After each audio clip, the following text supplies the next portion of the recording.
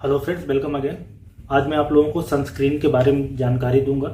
एक तो कितने टाइप की होती है, इसका लगाने का क्या फ़ायदा है, किन लोगों को लगाना चाहिए, अगर ज़्यादा लगाते हैं तो क्या नुकसान है, केमिकल और फिजिकल सनस्क्रीन में क्या डिफरेंस है, मार्केट में जो अलग अलग तरह की आती हैं कौन सी अच्छी है कौन सी बुरी हैं, इन सारे विषयों पर इस वीडियो के माध्यम से जानकारी दूंगा। सो अगर आप ये फुल वीडियो देखते हैं तो आपको कौन सी सनस्क्रीन लेना चाहिए अपने स्किन के टाइप के हिसाब से आपको पूरे आपके सारे जो क्वेश्चन हैं उनके जवाब मिल जाएंगे। सो सनस्क्रीन का मतलब है कि सन और स्किन के बीच में कोई स्क्रीन लगा देना। सन से हार्मफुल रेडिएशन निकलते हैं, अल्ट्रावायलेट ए और अल्ट्रावायलेट बी, जो कि आपकी स्किन को डैमेज कर सकते हैं। अल्ट्रावायलेट बी जो सुपरफिशियल स्किन होती है उसके डीएनए को डैमेज कर देता है, मतलब स्किन कैंसर के रिस्क हो जाते हैं, स्क्वामस सेल कार्सिनोमा, मेलानोमा, इन सब के। इसके अलावा सन बर्न होने के चांसेस रहते हैं। ऐसे लोग जो थोड़े से फेयर जिनका कलर होता है, जिनके स्किन में मेलानिन कम होता है, उसमें जलने का डर रहता है, इन्फ्लेमेशन होने के चांसेस रहते हैं। तो ये बेसिकली अल्ट्रावायलेट बी का असर है। अल्ट्रावायलेट ए डीपर लेयर में जाता है और कोलेजन जो टिश्यू होता है, इलास्टिन टिश्यू होता है, मैट्रिक्स मेटालोप्रोटीनेज एक एंजाइम निकलता है जो नीचे के लेयर को डिस्ट्रॉय कर देता है। तो स्किन के अंदर की जो इलास्टिसिटी है वो खत्म हो जाती है, मतलब कि झुर्रियाँ जली आ जाती है, फाइन लाइन्स देखने लगती है और एजिंग के साइन आते हैं, मतलब कमी उम्र में ऐसा लगता है कि स्किन ज़्यादा एजेड लगने लगी। इसलिए कभी आपने ध्यान दिया कि ऐसे लोग जो धूप में काम करते हैं वो कम ही एज में उनकी स्किन में झुर्रियाँ पड़ने लगती है। तो बेसिकली ये सन का डैमेजिंग इफेक्ट है, इसी को प्रोटेक्ट करना है हमें सनस्क्रीन से, इसलिए सनस्क्रीन जरूरी है। तो ऐसे लोग जो बाहर काम करते हैं, धूप में काम करते हैं, चाहे वो उनका व्यवसाय ऐसा है या रास्ते में आना जाना रहता है, स्पेशली समर के महीने में या वेकेशन में है, और ऐसे लोग जो ऊंचे पहाड़ों पर रहते हैं, हिली एरिया में जहाँ पे सन थोड़ा ज़्यादा रहता है, उन लोगों को सनस्क्रीन से प्रोटेक्शन की जरूरत होती है। तो अब बात करते हैं कि सनस्क्रीन कितने तरह के होते हैं, क्या इसके कंपाउंड होते हैं। तो सन से डैमेजिंग इफेक्ट को कम करने के लिए जो क्लासिफिकेशन देखा जाए तो एक तो सिस्टमिक है, मतलब ऐसे कंपाउंड जो मुंह से लिया जा सकता है, उनका भी थोड़ा रोल है कि वो सन डैमेज को कंट्रोल करेंगे। उसमें बेसिकली विटामिन सी है, जैसे बीटा कैरोटीन है, विटामिन ए, रेटिनल है, अल्फा टोकोफेरॉल है, विटामिन ई है, इस तरह के प्रोडक्ट होते हैं।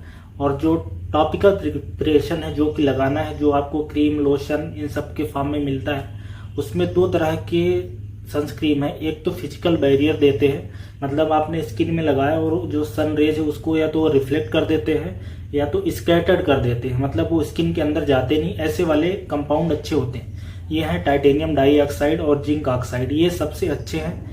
अच्छी सनस्क्रीन की यही क्वालिटी होती है कि उसमें टाइटेनियम डाइऑक्साइड और जिंक ऑक्साइड हो।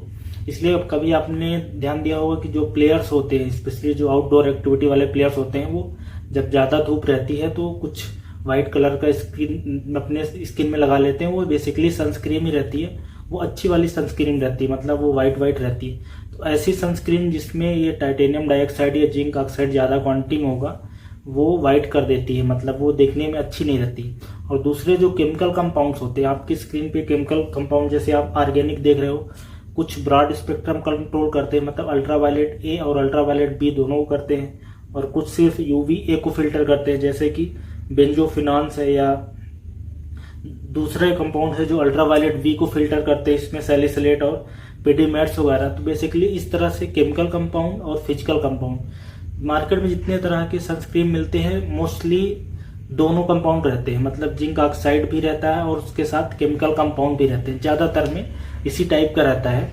सो ये तो आपने समझ लिया। अब जो अच्छी सनस्क्रीन ये होती है जिसमें फिजिकल वाला हो, मतलब कि टाइटेनियम डाइऑक्साइड हो, जिंक ऑक्साइड हो, केमिकल वाला कम से कम रहे, क्योंकि ये जो केमिकल्स हैं, स्पेशली इसमें जो केमिकल बेंजोफिनॉल्स है, इसमें स्टडी हो गई है कि इनके साइड इफेक्ट होते हैं, स्किन के ऊपर एलर्जी कराना, इरिटेशन कराना, इरिथमा, ये सारी है। और सिस्टमिक एब्जॉर्प्शन होने के बाद इनका असर आता है, हार्मोन को मॉडिफाई कर देते हैं, हार्मोनल इम्बैलेंस कर देते हैं। तो थायराइड की प्रॉब्लम है या दूसरे प्रॉब्लम जैसे एस्ट्रोजन प्रोजेस्टेरॉन का कम ज़्यादा होना, किडनी पे भी असर है और लीवर पे भी असर है। तो जो केमिकल वाले कंपाउंड हैं इनके कुछ असर है, मतलब ऐसे स्टडीज में पाया गया है। सो बेसिकली सनस्क्रीन का यही मेन डिसएडवांटेज है कि इसमें केमिकल कंपाउंड होता है जो आपके स्किन में चला जाता है। और इसके अलावा जो मार्केट में अलग अलग कंपनी की सनस्क्रीन में, किसी भी कंपनी की ले लो आप, लोटस की ले लो, लैक्मे, निविया, गार्नियर, जॉय, इन सब की देखोगे सब में एक तो सनस्क्रीन वाला प्रोडक्ट है केमिकल, उसके साथ में फ्रेग्रेंसेस अलग अलग तरह के रहते हैं, सुगंधित जो करते हैं, प्रिजर्वेटिव है, पैराबेन्स वगैरह, कलरिंग सब्सटेंस है। तो ये सारा केमिकल मिला के काफ़ी सारा नुकसान हो सकता है अगर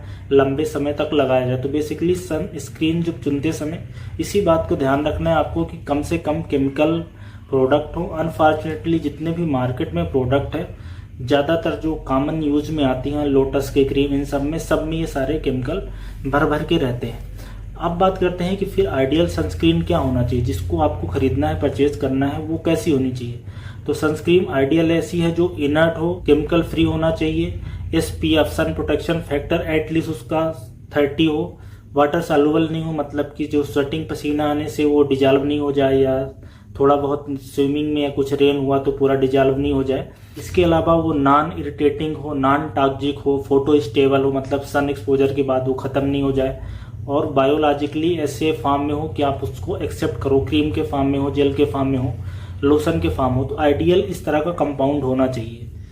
जो मेन चीज़ आपको ध्यान रखनी है जब भी सनस्क्रीन खरीदने जाना है, एक तो SPF मिनिमम 30 होना चाहिए, ब्रॉड स्पेक्ट्रम हो, मतलब अल्ट्रावायलेट A और अल्ट्रावायलेट B को कवर करे, आपकी स्किन को सूट करे। अगर सेंसिटिव स्किन है तो उस पर लिखा हो कि made for sensitive skin, oily skin है तो जेल के फॉर्म में जो आती है वो लगा लो, अगर ड्राई स्किन है तो जो क्रीम वाला फॉर्म है वो लगा लो। तो बेसिकली ये आइडियल सनस्क्रीन की पहचान है।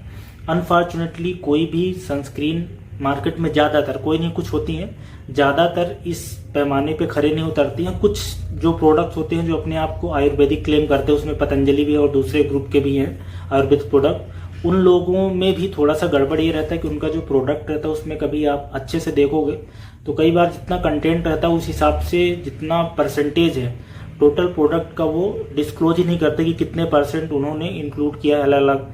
ज़्यादातर लोग 40%, कोई 50%, कोई 30%, बेसिकली जो नेचुरल चीज़ें होती हैं उसको तो वो डिस्क्लोज कर देते हैं कि एलोवेरा डला है, इसमें लेमन डला है, कैरेट डला है, या दूसरी भी चीज़ें, और सुगंधा डला हुआ, मुलेठी डला, ये सब तो लिख देते हैं कंफ्यूज करने लगे कि हमने नेचुरल प्रोडक्ट इसमें डाल दिया है, और ऊपर बाकायदा इस तरह की मार्किंग करते हैं कि ऊपर पत्तियों का या फूल का कुछ निशान लगा दिया है, पर अंदर जो प्रिजर्वेटिव डले हैं, पैराबेन या स्टेबलाइजिंग या कलरिंग सब्सटेंस, उन सब के बारे में कई बार वो घोषणा नहीं करते हैं। तो इस चीज़ को भी हमेशा आपको ध्यान रखना है खरीदते समय कि भले ही नेचुरल वर्ड लिखा हो या अपने आप को आयुर्वेदिक बोलते हो, हर्बल बोलते हैं, उससे काम नहीं चलेगा। तो अब आ जाते हैं कि सनस्क्रीन को लगाना कैसे। सनस्क्रीन कोई भी टाइप की हो, अगर आप किसी भी टाइप कोई भी सनस्क्रीन हो, एक तो सन में जाने से पहले आधे घंटे पहले लगाना है, और हर 2 घंटे या 3 घंटे में दोबारा से लगाना है, क्योंकि उसका असर 2-3 घंटे तक ही रहता है। ज़्यादातर जितनी भी सनस्क्रीन है उसका SPF 30 हो या उससे एबव हो, 40-50 थोड़ी महंगी रहती हैं। और प्रोटेक्टिव वैल्यू की बात करें तो 30 SPF वाली भी काफ़ी अच्छा प्रोटेक्शन रहता है, मतलब वो 93% के ऊपर ही प्रोटेक्शन आ जाता है। SPF का मतलब है 30, जैसे इसका मतलब ये होता है कि जो 30 टाइम आपकी स्किन को ये अल्ट्रावायलेट रेज से प्रोटेक्ट करती है नॉर्मल कंडीशन के कंपैरिजन में। तो बेसिकली SPF का ये कंसेप्ट है, और इस चीज़ को भी आपको ध्यान रखना है कि ये सनस्क्रीन लेते समय कई बार वो लोग ऐसा लिखते हैं कि ये डर्मेटोलॉजिस्ट रिकमेंडेड है, IMA रिकमेंडेड है या डॉक्टर रिकमेंडेड है। इस तरह का कोई रिकमेंड नहीं करता, ये अपने मन से लिखते रहते हैं। तो बेसिकली दोस्तों यही बताने का मकसद था कि जब भी आप सनस्क्रीन खरीदने जाएंगे तो उसके कंपोनेंट को देखें, और उन्हीं कंपोनेंट को लो जिसमें जिंक ऑक्साइड या टाइटेनियम डाइऑक्साइड हो, और केमिकल कंपाउंड कम से कम हो, आपकी बजट को सूट करता हो, आपकी स्किन को सूट करता हो।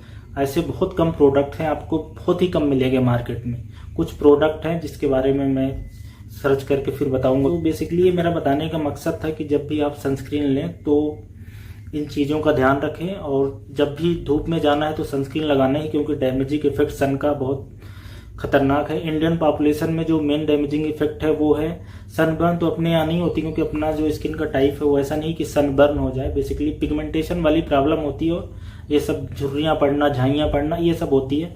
बर्निंग उनमें होती है जिनकी स्किन ज़्यादा फेयर है। एक तो जो यूरोपियन कंट्री है, अपने इंडिया में ऐसे लोग जो ज़्यादा फेयर है, उन लोगों में हो सकता है कि सनबर्न हो जाए या इन्फ्लेमेशन हो जाए, जलन हो जाए, नहीं तो ज़्यादातर केस में पिगमेंटेशन का इशू रहता है। सो मैं उम्मीद करता हूँ कि अब जब आप सनस्क्रीन खरीदने जाएंगे तो ये तरह की जो मैंने बातें बोली हैं, जो क्राइटेरिया बताई, उसके हिसाब से आप अपनी सनस्क्रीन को सिलेक्ट करेंगे।